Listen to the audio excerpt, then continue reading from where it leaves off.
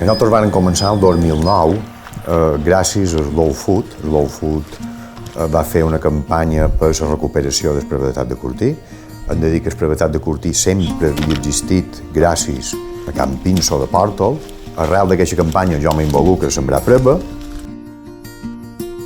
Nosaltres vam començar a fer preba perquè nosaltres som fabricants de sobrassada, per tant, empleem el preba per fer la nostra sobrassada.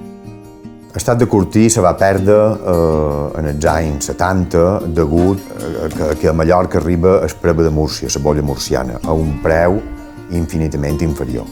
Sí, hem de pensar que aquí tot, encara ara, molt del procés és manual. Un temps encara ve de més, hem de pensar que se feien en filolls, se penjaven a les façanes.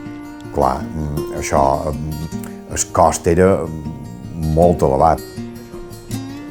És un preba molt més dolç, en boca és molt dolç, és un preba molt més aromàtic,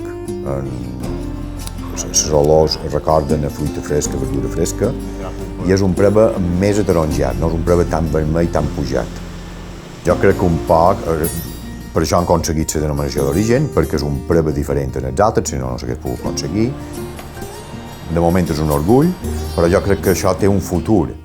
És a dir, ara es preba pràcticament el 95% se ven a Mallorca, però crec que aquest distintiu ens pot servir per augmentar producció, perquè hi hagi més productors, més elaboradors i per sortir de Mallorca i d'Espanya.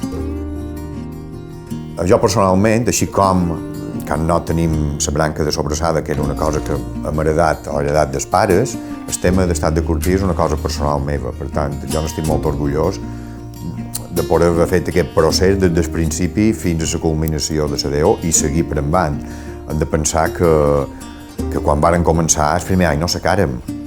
El preba se va podrir perquè no teníem experiència i ara avui en dia se fa un preba de molta qualitat i això és un orgull personal.